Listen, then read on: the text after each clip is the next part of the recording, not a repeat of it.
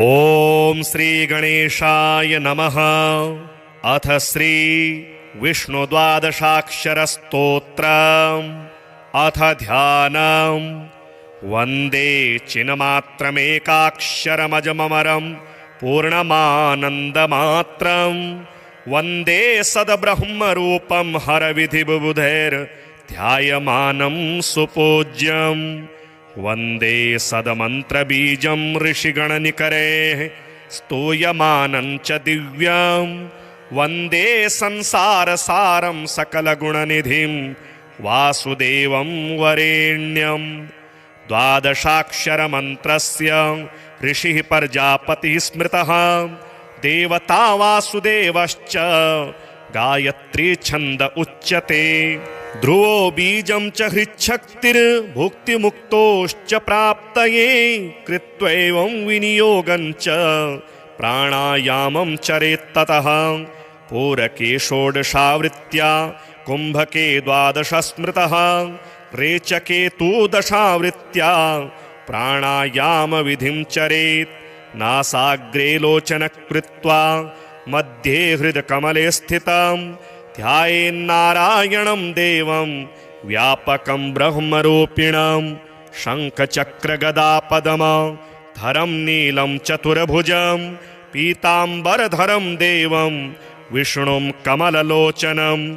तुलसीदलसंयुक्तं वनमाला सुशोभितं, सुवर्णमुकुटं रम्यं दिव्यकुण्डलभूषितम्। असंख्यचन्द्रसङ्काशं साक्षात् ब्रह्म सनातनं, कैवल्यमोक्षदं सत्य रूपं विश्वात्मकं विभुम्। अथवा राधिकानाथं द्विभुजं मुरलीधरम्, आजानुबाहुकं दिव्य वदनं श्यामसुन्दरं। मणिमन्मुकुटं तद्वत् कुण्डलं पीतवाससं, कस्तूरीतिलकं यस्य ललाटे सर्वमोहनम्। तुलसी मालया पद्मा मालया मणिमालया, शोभितं शान्तिदं कृष्ण मन्तर्हृत्कमले स्थितं। ध्यात्वेयं पुरुषं पूर्णं वासुदेवं सनातनं, राजमन्त्रजपं कुर्यात् द्वादशाक्षरनामकं। जपान्ते श्रद्धया युक्तः पाठं कुर्यात् प्रयत्नतः, तं दृष्ट्वा भक्तिसंसक्तो वासुदेवः प्रसीदति। ॐ नमो भगवते वासुदेवाय। ओंकारमन्त्रमय पूज्य सदक्षराय, पादत्रयाक्षरमयाय त्रयीश्वराय, वेदत्रयाय त्रिगुणात्मत्रिदैवताय, तस्मै नमो भगवते परमामृताय। नम्याय सर्वजनहृतकमलस्थिताय, चाङ्गुष्टमात्रपुरुषाय विभुत्वगाय, ज्योतिर्मयाय तिमिरान्तकनिर्मलाय, तस्मै नमो भगवते परमामृताय। मोक्षप्रदाय सुखदाय धनप्रदाय, ज्ञानप्रदाय सततं परमोज्ज्वलाय, ब्रह्मादिदेवनिकरैश्च सुपूजिताय, तस्मै नमो भगवते परमामृताय। भक्तस्य दुःखदलनाय च रक्षकाय, धर्मस्य सन्ततमधर्मविनाशकाय, नानावतार पृथिवीतलधारणाय, तस्मै नमो भगवते परमामृताय। गव्यप्रियाय सकलेप्सितसम्प्रदाय, सत्यप्रवृद्धिकरणाय सुमङ्गलाय, कृष्णावतार करुणालय सद्वृताय, तस्मै नमो भगवते परमामृताय। वन्द्याय सर्वजगतां सुरसत्तमाय, वंशीविभूषितकराय मनोहराय, नानाप्रपञ्चविलयोदयकारणाय, तस्मै नमो भगवते परमामृताय। तेषां हि दुष्टशिशुपालककंशकेशी, कालीयकालयवनादिखलेश्वराणां मानं विमर्घ जगति तलरक्षणाय तस्मै नमो भगवते परमामृताय वासांसि यस्य सकलानि तडिन्निभानि रूपं नवीन घनसन्निभमाद्यवर्णं नारायणाय नररूपविभूषिताय तस्मै नमो भगवते परमामृताय सुन्दोपसुन्ददलनाय सुदर्शनाय वृतपदमनिष्टशुभविग्रहशोभिताय सद्ब्रह्मचिद्धनपरात्परकेवलाय तस्मै नमो भगवते परमामृताय देवाय भक्तभवसागरतारणाय दुर्दन्तवक्रशिशुपालककर्दनाय लीलार्थमेव जगति तलमागताय तस्मै नमो भगवते परमामृताय वायुस्तथैव वरुणोऽग्निशशाङ्करुद्रा इन्द्राश्विनी सुतकुबेरयमा अजस्व स्तन्वन्ति यं सततमेव समस्तवेदाः तस्मै नमो भगवते परमामृताय यस्याक्षरस्य निरवध्य निरञ्जनस्य संसारदुःखरहितस्य सुदुर्लभस्य जानन्ति नैव महिमानमशेषजीवा तस्मै नमो भगवते परमामृताय द्वादशाक्षरनामाख्यं स्तोत्रं यद्रचितं मया समर्पयामि देवाय कृष्णाय परमात्मने द्वादशाक्षरसंयुक्तं स्तोत्रं सर्वोत्तमं शिवं यः पठेत् प्रातरुत्थाय ज्ञानं सद्यः स विन्दति सदा सद्भक्तिभावेन ध्यात्वा हरिपदामृतं पाठमात्रेण सद्भक्तो गच्छेद्धि हरिमन्दिरं द्वादशाक्षरमन्त्रस्य ऋषिः प्रजापतिः स्मृतः देवता वासुदेवश्च गायत्री छन्द उच्यते ध्रुवो बीजं च हृच्छक्तिर्भुक्तिमुक्तोश्च प्राप्तये कृत्वैवं विनियोगं च प्राणायामं चरेत्ततः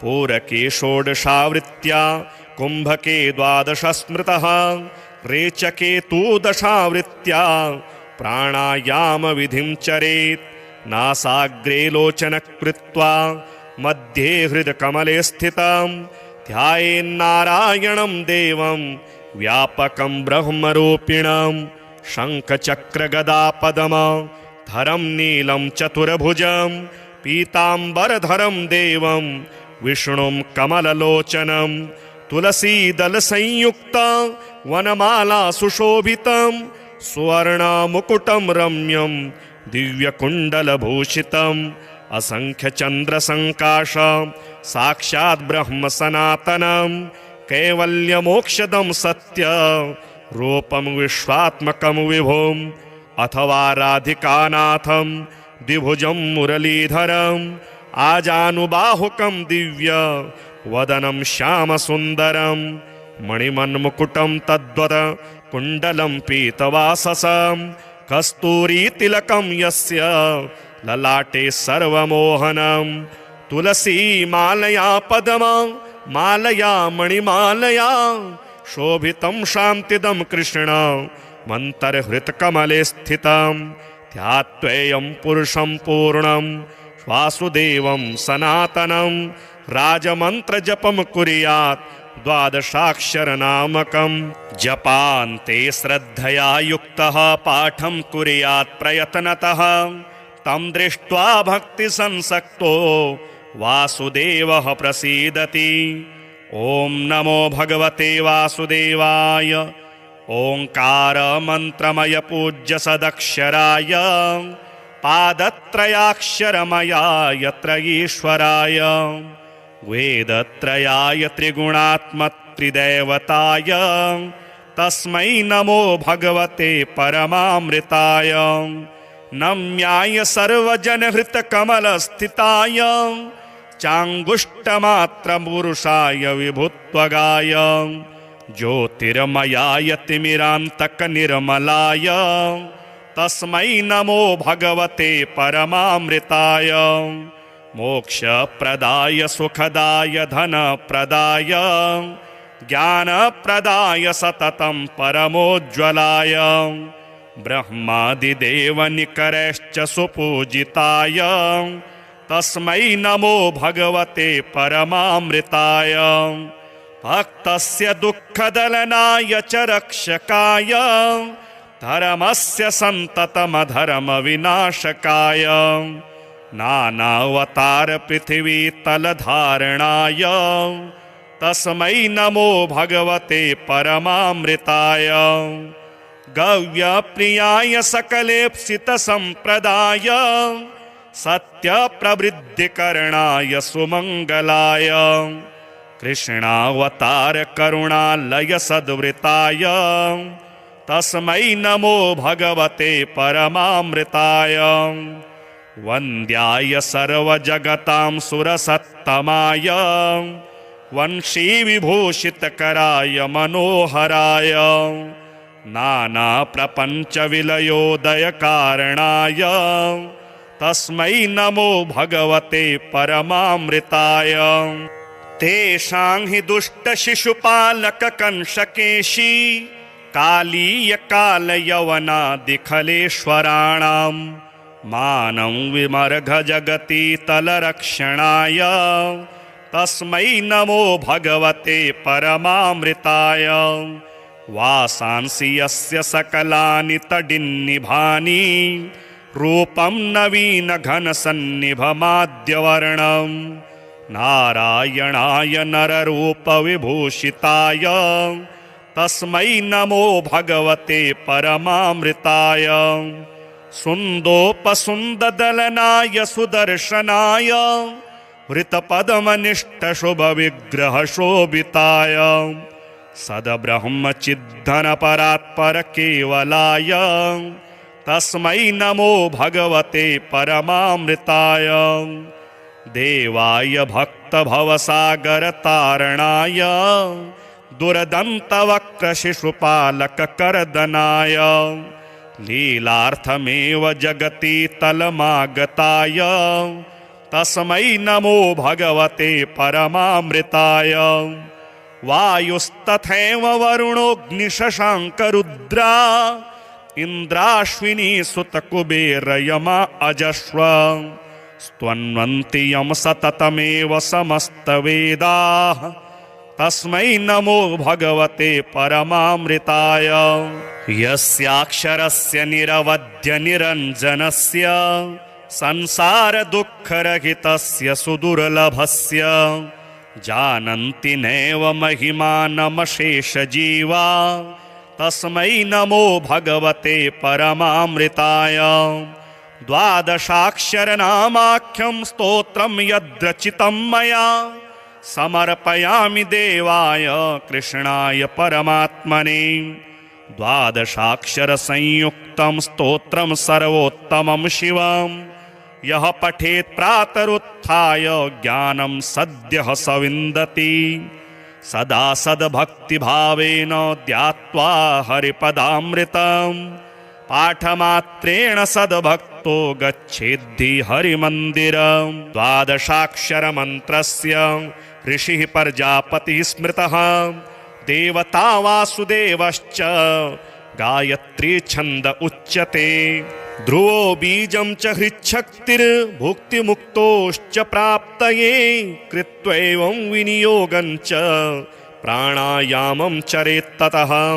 पूरके षोडशावृत्त्या कुम्भके द्वादश स्मृतः रेचके तु दशावृत्त्या प्राणायामविधिं चरेत् नासाग्रे लोचनकृत्वा मध्ये हृदकमले स्थितं ध्यायेन्नारायणं देवं व्यापकं ब्रह्मरूपिणं शङ्खचक्रगदापद्मधरं नीलं चतुर्भुजं पीताम्बरधरं देवं विष्णुं कमललोचनं तुलसीदलसंयुक्तं वनमाला सुशोभितं सुवर्णमुकुटं रम्यं दिव्यकुण्डलभूषितं असंख्यचन्द्रसङ्काश साक्षात् ब्रह्म सनातनं कैवल्यमोक्षदं सत्य रूपं विश्वात्मकं विभुम् अथवा राधिकानाथं द्विभुजं मुरलीधरम् आजानुबाहुकं दिव्य वदनं श्यामसुन्दरं मणिमन्मुकुटं तद्वत् कुण्डलं पीतवाससं कस्तूरीतिलकं यस्य ललाटे सर्वमोहनं तुलसीमालया पद्ममालया मणिमालया शोभितं शान्तिदं कृष्ण मन्तर्हृत्कमले स्थितं ध्यात्वेयं पुरुषं पूर्णं वासुदेवं सनातनं राजमन्त्रजपं कुर्यात् द्वादशाक्षरनामकं जपान्ते श्रद्धया युक्तः पाठं कुर्यात् प्रयत्नतः तं दृष्ट्वा भक्तिसंसक्तो वासुदेवः प्रसीदति। ॐ नमो भगवते वासुदेवाय। ओंकार मंत्रमय पूज्य सदक्षराय पादत्रयाक्षरमयाय त्रयीश्वराय वेदत्रयाय त्रिगुणात्मत्रिदेवताय तस्मै नमो भगवते परमामृताय। नम्याय सर्वजनहृतकमलस्थिताय चाङ्गुष्टमात्रपुरुषाय विभुत्वगाय ज्योतिर्मयाय तिमिरान्तकनिर्मलाय तस्मै नमो भगवते परमामृताय। मोक्षप्रदाय सुखदाय धनप्रदाय ज्ञानप्रदाय सततं परमोज्ज्वलाय ब्रह्मादिदेवनिकरैश्च सुपूजिताय तस्मै नमो भगवते परमामृताय। भक्तस्य दुःखदलनाय च रक्षकाय धर्मस्य सन्ततमधर्मविनाशकाय नानावतार पृथिवीतलधारणाय तस्मै नमो भगवते परमामृताय। गव्यप्रियाय सकलेप्सितसम्प्रदाय सत्यप्रवृद्धिकरणाय सुमङ्गलाय कृष्णावतार करुणालय सद्वृताय तस्मै नमो भगवते परमामृताय। वन्द्याय सर्वजगतां सुरसत्तमाय वंशीविभूषितकराय मनोहराय नानाप्रपञ्चविलयोदयकारणाय तस्मै नमो भगवते परमामृताय। तेषां हि दुष्टशिशुपालककंशकेशी कालीयकालयवनादिखलेश्वराणां मानं विमर्घ जगति तलरक्षणाय तस्मै नमो भगवते परमामृताय। वासांसि यस्य सकलानि तडिन्निभानि रूपं नवीनघनसन्निभमाद्यवर्णं नारायणाय नररूपविभूषिताय तस्मै नमो भगवते परमामृताय। सुन्दोपसुन्ददलनाय सुदर्शनाय वृतपद्मनिष्ठशुभविग्रहशोभिताय सद्ब्रह्मचिद्धनपरात्परकेवलाय तस्मै नमो भगवते परमामृताय। देवाय भक्तभवसागरतारणाय दुर्दन्तवक्रशिशुपालककर्दनाय लीलार्थमेव जगति तलमागताय तस्मै नमो भगवते परमामृताय। वायुस्तथैव वरुणोऽग्निशशाङ्करुद्रा इन्द्राश्विनी सुतकुबेरयमा अजस्व स्तन्वन्ति यं सततमेव समस्तवेदाः तस्मै नमो भगवते परमामृताय। यस्याक्षरस्य निरवध्य निरञ्जनस्य संसारदुःखरहितस्य सुदुर्लभस्य जानन्ति नैव महिमानमशेषजीवा तस्मै नमो भगवते परमामृताय। द्वादशाक्षरनामाख्यं स्तोत्रं यद्रचितं मया समर्पयामि देवाय कृष्णाय परमात्मने। द्वादशाक्षरसंयुक्तं स्तोत्रं सर्वोत्तमं शिवं यः पठेत् प्रातरुत्थाय ज्ञानं सद्यः स विन्दति।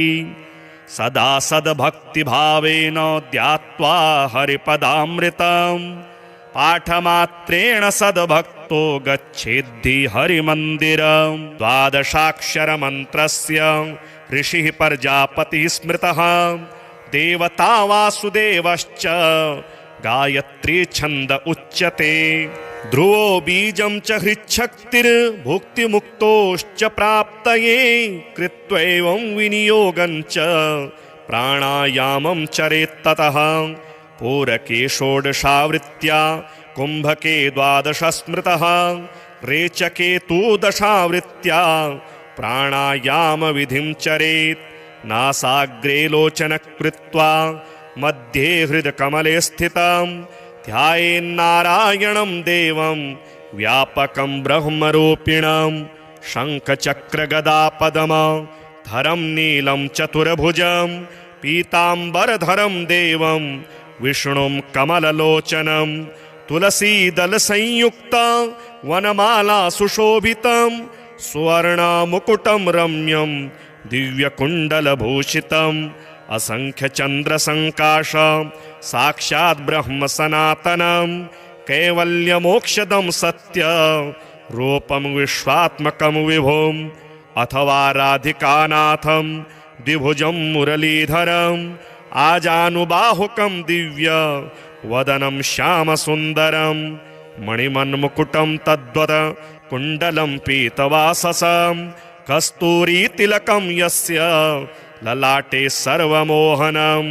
तुलसी मालया पद्मा मालया मणिमालया शोभितं शान्तिदं कृष्ण मन्तर्हृत्कमले स्थितं। ध्यात्वेयं पुरुषं पूर्णं वासुदेवं सनातनं राजमन्त्रजपं कुर्यात् द्वादशाक्षरनामकं। जपान्ते श्रद्धया युक्तः पाठं कुर्यात् प्रयत्नतः तं दृष्ट्वा भक्तिसंसक्तो वासुदेवः प्रसीदति। ॐ नमो भगवते वासुदेवाय। ओङ्कारमन्त्रमय पूज्य सदक्षराय पादत्रयाक्षरमयाय त्रयीश्वराय वेदत्रयाय त्रिगुणात्मत्रिदेवताय तस्मै नमो भगवते परमामृताय। नम्याय सर्वजनहृतकमलस्थिताय चाङ्गुष्टमात्रपुरुषाय विभुत्वगाय ज्योतिर्मयाय तिमिरान्तकनिर्मलाय तस्मै नमो भगवते परमामृताय। मोक्षप्रदाय सुखदाय धनप्रदाय ज्ञानप्रदाय सततं परमोज्ज्वलाय ब्रह्मादिदेवनिकरैश्च सुपूजिताय तस्मै नमो भगवते परमामृताय। भक्तस्य दुःखदलनाय च रक्षकाय धर्मस्य सन्ततमधर्मविनाशकाय नानावतार पृथिवीतलधारणाय तस्मै नमो भगवते परमामृताय। गव्यप्रियाय सकलेप्सितसम्प्रदाय सत्यप्रवृद्धिकरणाय सुमङ्गलाय कृष्णावतार करुणालय सद्वृताय तस्मै नमो भगवते परमामृताय। वन्द्याय सर्वजगतां सुरसत्तमाय वंशीविभूषितकराय मनोहराय नानाप्रपञ्चविलयोदयकारणाय तस्मै नमो भगवते परमामृताय। तेषां हि दुष्टशिशुपालककंशकेशी कालीयकालयवनादिखलेश्वराणां मानं विमर्घजगति तलरक्षणाय तस्मै नमो भगवते परमामृताय। वासांसि यस्य सकलानि तडिन्निभानि रूपं नवीनघनसन्निभमाद्यवर्णम् नारायणाय नररूपविभूषिताय तस्मै नमो भगवते परमामृताय सुन्दोपसुन्ददलनाय सुदर्शनाय वृतपदमनिष्टशुभविग्रहशोभिताय सद्ब्रह्मचिद्धनपरात्परकेवलाय तस्मै नमो भगवते परमामृताय देवाय भक्तभवसागरतारणाय दुर्दन्तवक्रशिशुपालककर्दनाय लीलार्थमेव जगति तलमागताय तस्मै नमो भगवते परमामृताय वायुस्तथैव वरुणोऽग्निशशाङ्करुद्रा इन्द्राश्विनी सुतकुबेरयमा अजस्व स्तन्वन्ति यं सततमेव समस्तवेदाः तस्मै नमो भगवते परमामृताय यस्याक्षरस्य निरवध्य निरञ्जनस्य संसारदुःखरहितस्य सुदुर्लभस्य जानन्ति नैव महिमानमशेषजीवा तस्मै नमो भगवते परमामृताय द्वादशाक्षरनामाख्यं स्तोत्रं यद्रचितं मया समर्पयामि देवाय कृष्णाय परमात्मने द्वादशाक्षरसंयुक्तं स्तोत्रं सर्वोत्तमं शिवं यः पठेत् प्रातरुत्थाय ज्ञानं सद्यः स विन्दति सदा सद्भक्तिभावेन ध्यात्वा हरिपदामृतं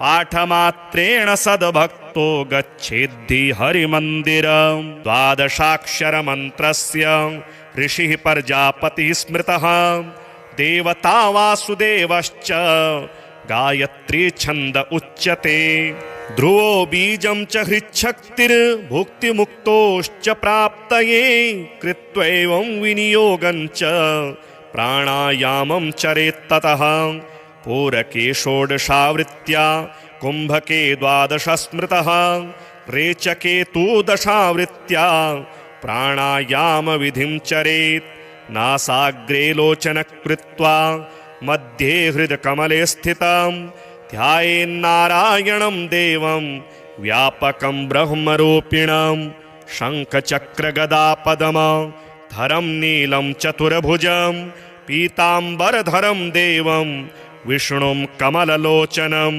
तुलसीदलसंयुक्तं वनमाला सुशोभितं सुवर्णमुकुटं रम्यं दिव्यकुण्डलभूषितम् असंख्यचन्द्रसङ्काशं साक्षात् ब्रह्म सनातनं कैवल्यमोक्षदं सत्य रूपं विश्वात्मकं विभुम् अथवा राधिकानाथं द्विभुजं मुरलीधरम् आजानुबाहुकं दिव्य वदनं श्यामसुन्दरं मणिमन्मुकुटं तद्वत् कुण्डलं पीतवाससं कस्तूरीतिलकं यस्य ललाटे सर्वमोहनं तुलसी मालया पद्मा मालया मणिमालया शोभितं शान्तिदं कृष्ण मन्तर्हृत्कमले स्थितं ध्यात्वेयं पुरुषं पूर्णं वासुदेवं सनातनं राजमन्त्रजपं कुर्यात्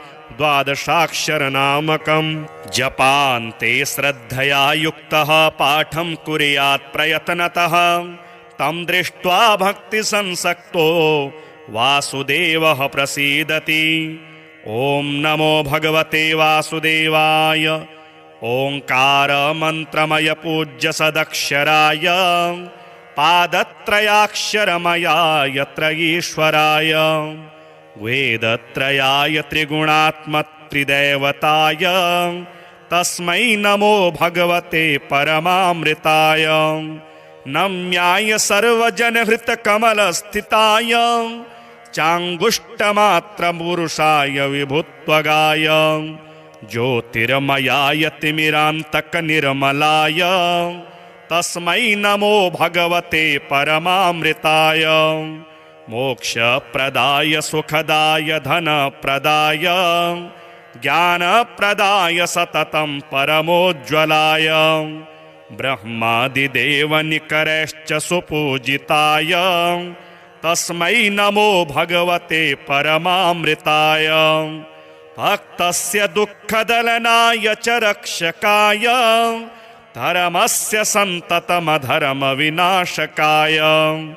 नानावतार पृथिवीतलधारणाय तस्मै नमो भगवते परमामृताय गव्यप्रियाय सकलेप्सितसम्प्रदाय सत्यप्रवृद्धिकरणाय सुमङ्गलाय कृष्णावतार करुणालय सद्वृताय तस्मै नमो भगवते परमामृताय वन्द्याय सर्वजगतां सुरसत्तमाय वंशीविभूषितकराय मनोहराय नानाप्रपञ्चविलयोदयकारणाय तस्मै नमो भगवते परमामृताय तेषां हि दुष्टशिशुपालककंशकेशी कालीयकालयवनादिखलेश्वराणां मानं विमर्घ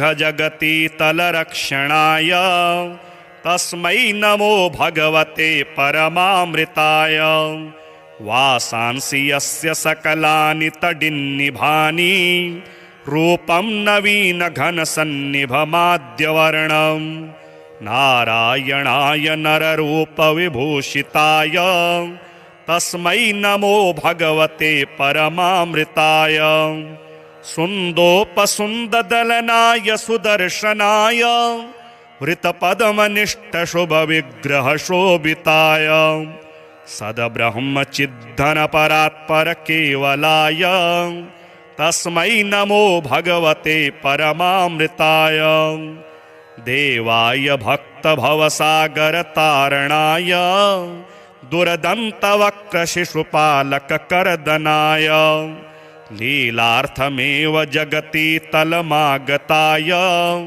तस्मै नमो भगवते परमामृताय वायुस्तथैव वरुणोऽग्निशशाङ्करुद्रा इन्द्राश्विनी सुतकुबेरयमा अजस्व स्तन्वन्ति यं सततमेव समस्तवेदाः तस्मै नमो भगवते परमामृताय यस्याक्षरस्य निरवध्य निरञ्जनस्य संसारदुःखरहितस्य सुदुर्लभस्य जानन्ति नैव महिमानमशेषजीवा तस्मै नमो भगवते परमामृताय द्वादशाक्षरनामाख्यं स्तोत्रं यद्रचितं मया समर्पयामि देवाय कृष्णाय परमात्मने द्वादशाक्षरसंयुक्तं स्तोत्रं सर्वोत्तमं शिवं यः पठेत् प्रातरुत्थाय ज्ञानं सद्यः स विन्दति सदा सद्भक्तिभावेन ध्यात्वा हरिपदामृतं पाठमात्रेण सद्भक्तो गच्छेद्धि हरिमन्दिरं द्वादशाक्षरमन्त्रस्य ऋषिः प्रजापतिः स्मृतः देवता वासुदेवश्च गायत्री छन्द उच्यते ध्रुवो बीजं च हृच्छक्तिर्भुक्तिमुक्तोश्च प्राप्तये कृत्वैवं विनियोगं च प्राणायामं चरेत्ततः पूरके षोडशावृत्त्या कुम्भके द्वादश स्मृतः रेचके तु दशावृत्त्या प्राणायामविधिं चरेत् नासाग्रे लोचन कृत्वा मध्ये हृदकमले स्थितं ध्यायेन्नारायणं देवं व्यापकं ब्रह्मरूपिणं शङ्खचक्रगदापदं धरं नीलं चतुर्भुजं पीताम्बरधरं देवं विष्णुं कमललोचनं तुलसीदलसंयुक्तं वनमाला सुशोभितं सुवर्णमुकुटं रम्यं दिव्यकुण्डलभूषितम् असंख्यचन्द्रसङ्काशं साक्षात् ब्रह्म सनातनं कैवल्यमोक्षदं सत्य रूपं विश्वात्मकं विभुम् अथवा राधिकानाथं द्विभुजं मुरलीधरम् आजानुबाहुकं दिव्य वदनं श्यामसुन्दरं मणिमन्मुकुटं तद्वत् कुण्डलं पीतवाससं कस्तूरीतिलकं यस्य ललाटे सर्वमोहनं तुलसीमालया पद्मा मालया मणिमालया शोभितं शान्तिदं कृष्ण मन्तर्हृत्कमले स्थितं ध्यात्वेयं पुरुषं पूर्णं वासुदेवं सनातनं राजमन्त्रजपं कुर्यात् द्वादशाक्षरनामकं जपान्ते श्रद्धया युक्तः पाठं कुर्यात् प्रयत्नतः तं दृष्ट्वा भक्तिसंसक्तो वासुदेवः प्रसीदति। ॐ नमो भगवते वासुदेवाय ओंकार मंत्रमय पूज्य सदक्षराय पादत्रयाक्षरमयाय त्रयीश्वराय वेदत्रयाय त्रिगुणात्मत्रिदेवताय तस्मै नमो भगवते परमामृताय नम्याय सर्वजनहृतकमलस्थिताय चाङ्गुष्टमात्रपुरुषाय विभुत्वगाय ज्योतिर्मयाय तिमिरान्तकनिर्मलाय तस्मै नमो भगवते परमामृताय मोक्षप्रदाय सुखदाय धनप्रदाय ज्ञानप्रदाय सततं परमोज्ज्वलाय ब्रह्मादिदेवनिकरैश्च सुपूजिताय तस्मै नमो भगवते परमामृताय भक्तस्य दुःखदलनाय च रक्षकाय धर्मस्य सन्ततमधर्मविनाशकाय नानावतार पृथिवीतलधारणाय तस्मै नमो भगवते परमामृताय गव्यप्रियाय सकलेप्सितसम्प्रदाय सत्यप्रवृद्धिकरणाय सुमङ्गलाय कृष्णावतार करुणालय सद्वृताय तस्मै नमो भगवते परमामृताय वन्द्याय सर्वजगतां सुरसत्तमाय वंशीविभूषितकराय मनोहराय नानाप्रपञ्चविलयोदयकारणाय तस्मै नमो भगवते परमामृताय तेषां हि दुष्टशिशुपालककंशकेशी कालीयकालयवनादिखलेश्वराणां मानं विमर्घ जगति तलरक्षणाय तस्मै नमो भगवते परमामृताय वासांसि यस्य सकलानि तडिन्निभानि रूपं नवीनघनसन्निभमाद्यवर्णं नारायणाय नररूपविभूषिताय तस्मै नमो भगवते परमामृताय सुन्दोपसुन्ददलनाय सुदर्शनाय वृतपद्मनिष्ठशुभविग्रहशोभिताय सद्ब्रह्मचिद्धनपरात्परकेवलाय तस्मै नमो भगवते परमामृताय देवाय भक्तभवसागरतारणाय दुर्दन्तवक्रशिशुपालककर्दनाय लीलार्थमेव जगति तलमागताय तस्मै नमो भगवते परमामृताय वायुस्तथैव वरुणोऽग्निशशाङ्करुद्रा इन्द्राश्विनी सुतकुबेरयमा अजस्व स्तन्वन्ति यं सततमेव समस्तवेदाः तस्मै नमो भगवते परमामृताय यस्याक्षरस्य निरवध्य निरञ्जनस्य संसारदुःखरहितस्य सुदुर्लभस्य जानन्ति नैव महिमानमशेषजीवा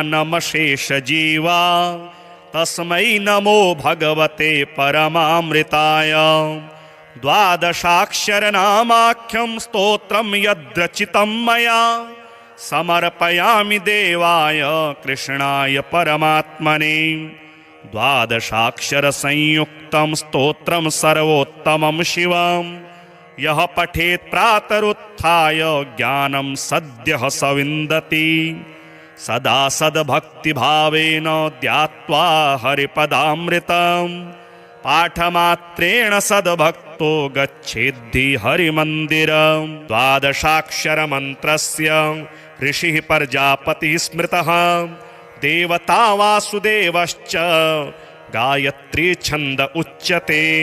ध्रुवो बीजं च हृच्छक्तिर्भुक्तिमुक्तोश्च प्राप्तये कृत्वैवं विनियोगं च प्राणायामं चरेत्ततः। पूरके षोडशावृत्त्या कुम्भके द्वादश स्मृतः रेचके तु दशावृत्त्या प्राणायामविधिं चरेत्। नासाग्रे लोचन कृत्वा मध्ये हृदकमले स्थितं ध्यायेन्नारायणं देवं व्यापकं ब्रह्मरूपिणं। शङ्खचक्रगदापदम धरं नीलं चतुर्भुजं पीताम्बरधरं देवं विष्णुं कमललोचनं। तुलसीदलसंयुक्तं वनमाला सुशोभितं सुवर्णमुकुटं रम्यं दिव्यकुण्डलभूषितम्। असंख्यचन्द्रसङ्काशं साक्षात् ब्रह्म सनातनं कैवल्यमोक्षदं सत्य रूपं विश्वात्मकं विभुम्। अथवा राधिकानाथं द्विभुजं मुरलीधरम् आजानुबाहुकं दिव्य वदनं श्यामसुन्दरं। मणिमन्मुकुटं तद्वत् कुण्डलं पीतवाससं कस्तूरीतिलकं यस्य ललाटे सर्वमोहनं। तुलसी मालया पद्मा मालया मणिमालया शोभितं शान्तिदं कृष्ण मन्तर्हृत्कमले स्थितं। ध्यात्वेयं पुरुषं पूर्णं वासुदेवं सनातनं राजमन्त्रजपं कुर्यात् द्वादशाक्षरनामकं। जपान्ते श्रद्धया युक्तः पाठं कुर्यात् प्रयत्नतः तं दृष्ट्वा भक्तिसंसक्तो वासुदेवः प्रसीदति। ॐ नमो भगवते वासुदेवाय ओङ्कारमन्त्रमय पूज्य सदक्षराय पादत्रयाक्षरमयाय त्रयीश्वराय वेदत्रयाय त्रिगुणात्मत्रिदेवताय तस्मै नमो भगवते परमामृताय। नम्याय सर्वजनहृतकमलस्थिताय चाङ्गुष्टमात्रपुरुषाय विभुत्वगाय ज्योतिर्मयाय तिमिरान्तकनिर्मलाय तस्मै नमो भगवते परमामृताय। मोक्षप्रदाय सुखदाय धनप्रदाय ज्ञानप्रदाय सततं परमोज्ज्वलाय ब्रह्मादिदेवनिकरैश्च सुपूजिताय तस्मै नमो भगवते परमामृताय। भक्तस्य दुःखदलनाय च रक्षकाय धर्मस्य सन्ततमधर्मविनाशकाय नानावतार पृथिवीतलधारणाय तस्मै नमो भगवते परमामृताय। गव्यप्रियाय सकलेप्सितसम्प्रदाय सत्यप्रवृद्धिकरणाय सुमङ्गलाय कृष्णावतार करुणालय सद्वृताय तस्मै नमो भगवते परमामृताय। वन्द्याय सर्वजगतां सुरसत्तमाय वंशीविभूषितकराय मनोहराय नानाप्रपञ्चविलयोदयकारणाय तस्मै नमो भगवते परमामृताय। तेषां हि दुष्टशिशुपालककंशकेशी कालीयकालयवनादिखलेश्वराणां मानं विमर्घजगति तलरक्षणाय तस्मै नमो भगवते परमामृताय।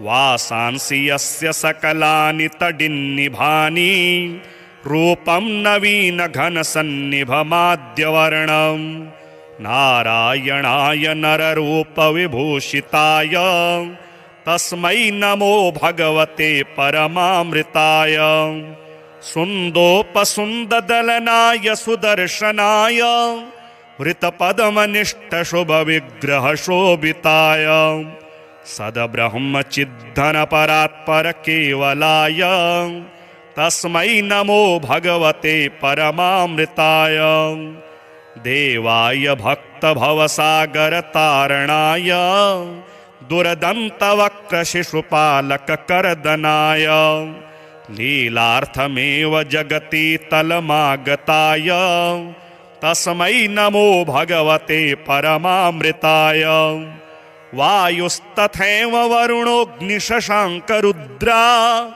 इन्द्राश्विनी सुतकुबेरयमा अजस्व स्तन्वन्ति यं सततमेव समस्तवेदाः तस्मै नमो भगवते परमामृताय यस्याक्षरस्य निरवध्य निरञ्जनस्य संसारदुःखरहितस्य सुदुर्लभस्य जानन्ति नैव महिमानमशेषजीवा तस्मै नमो भगवते परमामृताय द्वादशाक्षरनामाख्यं स्तोत्रं यद्रचितं मया समर्पयामि देवाय कृष्णाय परमात्मने द्वादशाक्षरसंयुक्तं स्तोत्रं सर्वोत्तमं शिवं यः पठेत् प्रातरुत्थाय ज्ञानं सद्यः स विन्दति सदा सद्भक्तिभावेन ध्यात्वा हरिपदामृतं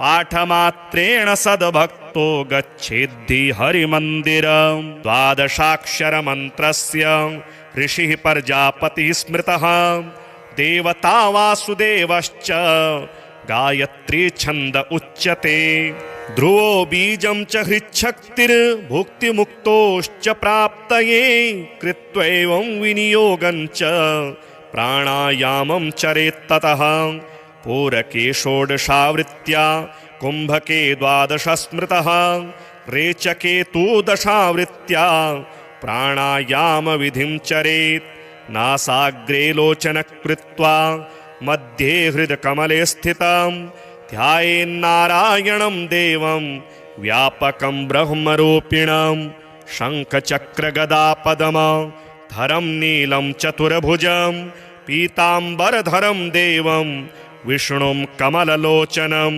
तुलसीदलसंयुक्तं वनमाला सुशोभितं सुवर्णमुकुटं रम्यं दिव्यकुण्डलभूषितम् असंख्यचन्द्रसङ्काशं साक्षात् ब्रह्म सनातनं कैवल्यमोक्षदं सत्य रूपं विश्वात्मकं विभुम् अथवा राधिकानाथं द्विभुजं मुरलीधरम् आजानुबाहुकं दिव्य वदनं श्यामसुन्दरं मणिमन्मुकुटं तद्वत् कुण्डलं पीतवाससं कस्तूरीतिलकं यस्य ललाटे सर्वमोहनं तुलसी मालया पद्मा मालया मणिमालया शोभितं शान्तिदं कृष्ण मन्तर्हृत्कमले स्थितं ध्यात्वेयं पुरुषं पूर्णं वासुदेवं सनातनं राजमन्त्रजपं कुर्यात् द्वादशाक्षरनामकं जपान्ते श्रद्धया युक्तः पाठं कुर्यात् प्रयत्नतः तं दृष्ट्वा भक्तिसंसक्तो वासुदेवः प्रसीदति ॐ नमो भगवते वासुदेवाय ओंकारमन्त्रमय पूज्य सदक्षराय पादत्रयाक्षरमयाय त्रयीश्वराय वेदत्रयाय त्रिगुणात्मत्रिदेवताय तस्मै नमो भगवते परमामृताय नम्याय सर्वजनहृतकमलस्थिताय चाङ्गुष्टमात्रपुरुषाय विभुत्वगाय ज्योतिर्मयाय तिमिरान्तकनिर्मलाय तस्मै नमो भगवते परमामृताय मोक्षप्रदाय सुखदाय धनप्रदाय ज्ञानप्रदाय सततं परमोज्ज्वलाय ब्रह्मादिदेवनिकरैश्च सुपूजिताय तस्मै नमो भगवते परमामृताय भक्तस्य दुःखदलनाय च रक्षकाय धर्मस्य सन्ततमधर्मविनाशकाय